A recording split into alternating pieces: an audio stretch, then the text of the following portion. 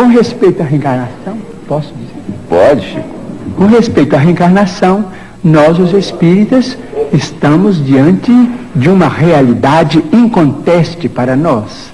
Mormente na vida mediúnica, temos assistido, nestes quase 45 anos de espiritismo evangélico à luz dos princípios kardecianos, a desencarnações e reencarnações.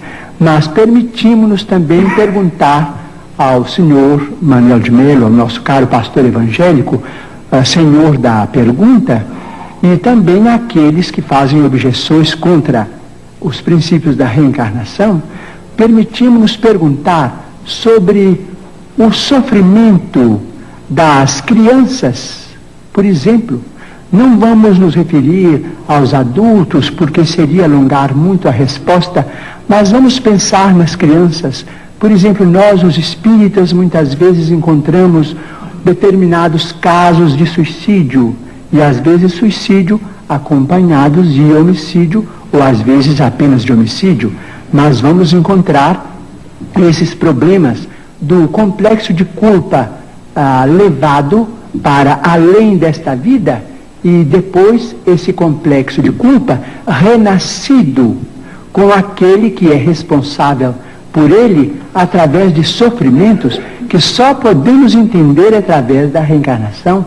Por exemplo, muitas vezes temos encontrado, por exemplo, irmãos nossos suicidas que dispararam um tiro contra o coração e que voltam com a cardiopatia congênita ou com determinados fenômenos que a medicina classifica dentro da chamada tetralogia de Fallot.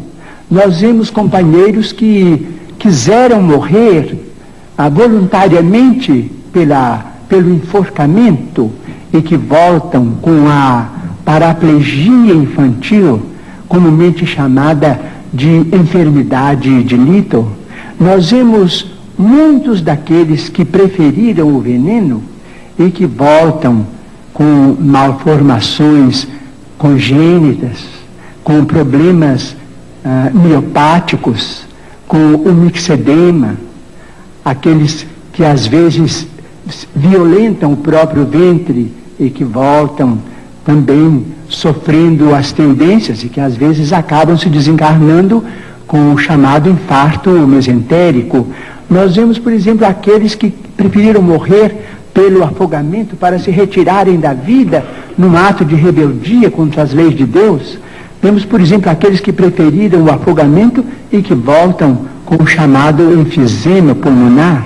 Aqueles que dispararam tiros no próprio crânio e que voltam com tantos fenômenos dolorosos, como, por exemplo, a idiotia, a acromegalia, quando o tiro, vamos dizer, quando o projétil alcança a hipófise, porque nós estamos em nosso corpo físico subordinado ao nosso corpo espiritual.